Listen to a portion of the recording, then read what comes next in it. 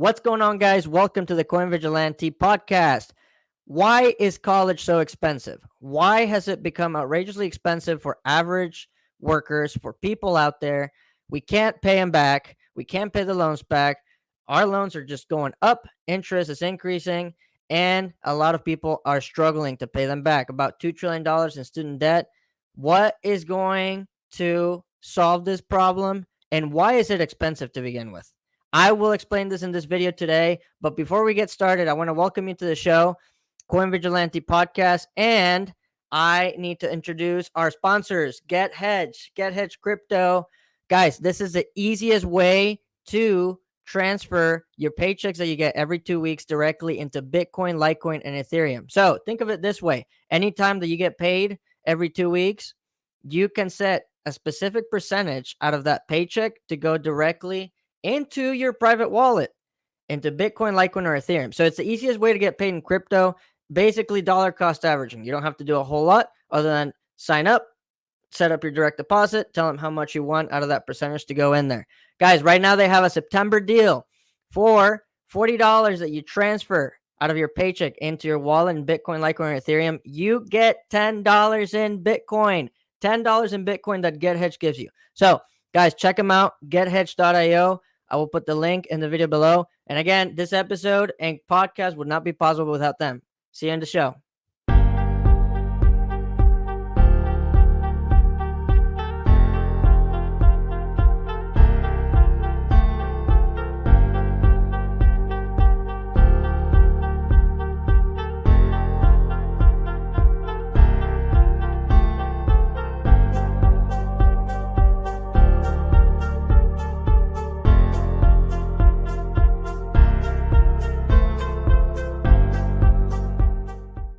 What's going on, guys? Okay, so today is going to be a solo day for me. I will be talking about why is college so dang expensive. I mean, it's becoming ridiculous. Trillions of dollars in student debt. People can't figure out how to pay it off. People don't even pay it off. I have friends and family who have hundreds of thousands of dollars in student debt, and they have not paid it a single bit. Now, let's talk about it. It's crazy. So Biden just signed, I don't know if it was an executive order or whatever it is, but basically Biden is going to pay about $10,000 off of people's student debt that they've accumulated. I think there's a specific income that you have to be within. But basically most people will be able to, write off that $10,000 out of their student debt. Now, the crazy thing is that that's just nuts. Number one, the government is trying to solve an issue that they created. Now, let me explain and show you this interesting picture that shows why I'm telling you the truth. So, first of all, let's take a look at this. So, to afford tuition in 2020, public university students must work 6 times as many hours as students in 1970. Back in the day, guys, you would be able to work a part-time job and be able to pay off school as you went on. Okay. So that's crazy. I know people and older, family members, friends. I've done some research as well. This comes from the U.S. Department of Labor. It shows that people back then were able to work and pay off college as they went. Now it is virtually impossible. Number one, these numbers right here that you're seeing, it shows that the average annual tuition and fees for public universities is $10,000. Now, that is a large increase.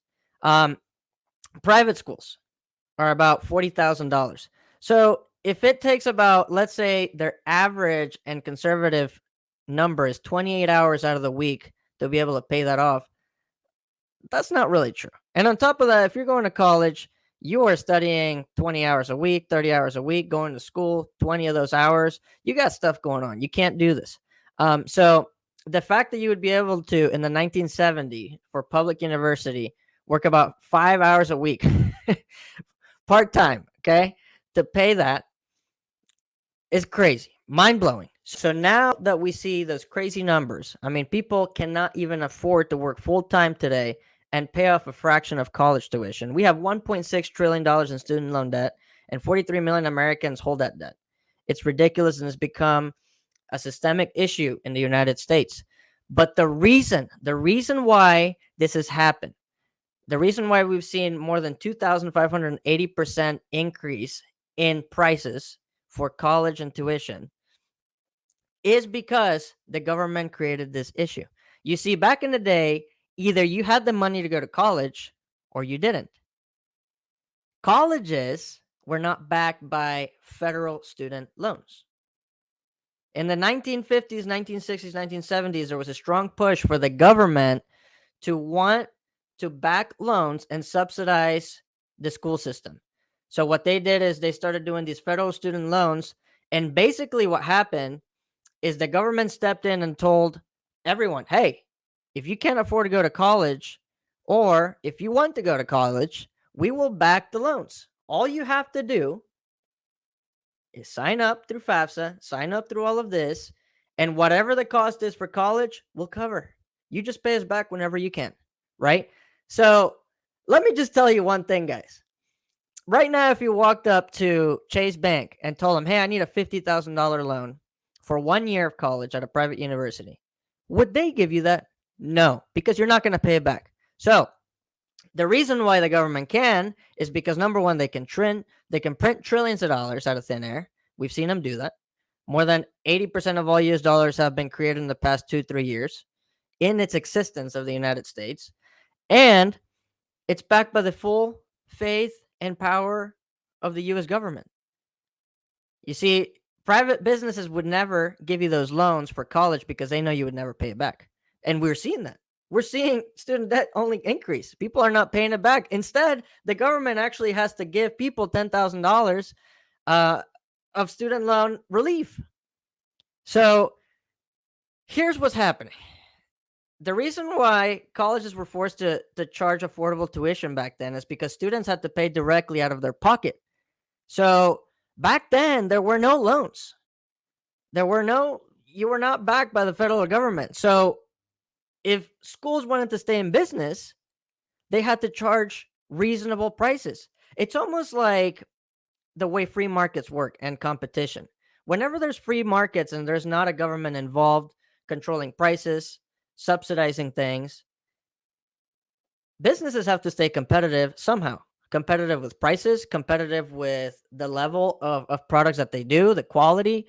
And for schools, that is, man, if we want people to come to our school, we have to offer reasonable prices, because if we charge $50,000 back in 1970, no one would come. They would go out of business. The moment that the government stepped in and started backing all these loans, think about it, guys. Anytime you get loans, it's federally backed. All of these loans, basically what happens is I go to the school, I sign up, and I tell the government, I'm going to borrow this much. Okay, once you do that, boom, I'm in school. Who gets that money directly? Those $50,000 that you borrowed that year. The school, immediately. But you will owe the government later on, and you're going to have to figure that out. So what's happened is schools have said, "Oh man, if the government's going to back every loan, no matter how much, look at all these loans, well, we can just up the prices because the government will just back them anyway." The risk has gone from us to the government. So the government will have to deal, and the students will have to deal how to pay that off.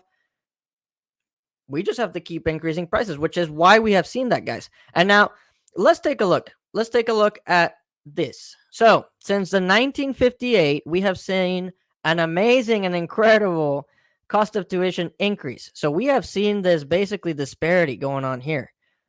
If it increased at the inflation rate, we would see, not so much high tuition. But federal student loans were first offered around this time, and we have seen an insane rise in cost of tuition. So, guys, this is actually backed by evidence. This is backed by research that I've done, and charts don't lie.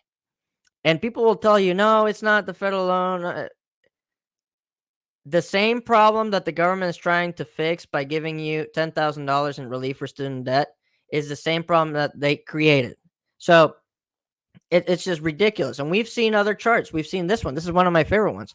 Out of everything that you could imagine, student tuition, textbooks is through the roof. Everything has increased tremendously since the 1980s, 1970s, ever since the US government started backing those loans. So now that we see that, I mean, does this make you mad? Because it makes me mad.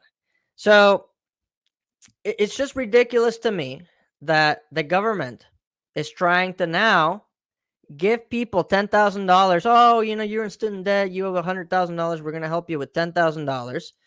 And what that's going to do is the colleges are going to think, wait a minute, they're helping them with $10,000. Man, the government just keeps backing it. They're just helping them. So, man, if they're just going to pay off their loans, we can just keep jacking up the price because the government has backed us up. We're good. So, guys, that's the problem that we live in. The problem is instilled from the monetary system that we have that allows that. Number one, the ability for the government to print money out of thin air is able to fund all of these other things. But ultimately, it causes inflation. Inflation. That is what we're seeing with colleges. And the reason why, the primary reason, is because of all these federal loans, all this backing from the US government that has allowed it. So, guys, to me, it's ridiculous that we see that. A lot of people don't think about this. They don't know why, the cost is going up so much. But in reality is the government cost is by making college affordable for all. But in reality, when someone and a big government steps in and subsidizes something and turns something from free competition and free markets into something that's subsidized, things start to go south a lot. And so, guys, this is something that was bothering me. I think it's something that we need to put out there. People need to understand, hey, college is expensive because of you, and there needs to be a change. And number one, I'll tell you something right now. A lot of people are choosing not to go to college anymore. They don't see that it's worth it. They're not thinking that it's worth spending $100,000 and being in debt for the rest of your life with that money just to get a degree that everyone already has. So, this is why we're seeing a lot of entrepreneurial spirits pop up out of nowhere. Small businesses everywhere, Shopify businesses all around, drop shipping, flipping, going on Amazon, going on stores, buying cheap stuff. So we are seeing people start to think in different ways that allows them to bring, number one, more streams of income because they need it, especially in today's day of inflation, and alternatives to college. Guys, a lot of what I've done, everything that I'm doing here, there are classes out there that teach you in college and you have to spend tens of thousands of dollars for that. I've learned everything through YouTube, through self-learning, by going online. So I'm not saying, look, I went to college. And I'm not saying that you shouldn't go to college, but there are things to consider and alternatives. And there are ways to make it out there in life without having to put yourself in $200,000 of student debt for a degree that's not going to help you. So think about it, guys. If you like this video, please like it, hit the subscribe button. We're working hard to make this, a podcast that helps people like you who want to learn things about business, things about crypto, things about finance. How can we improve as a business person? How can we help entrepreneurs like you figure it out? How can we level up you as a listener and audience member into becoming a successful business person and individual? So, Coin Vigilante, that's what it's all about. And again, I want to thank our sponsors for this episode. GetHedgeCrypto.io. Check them out.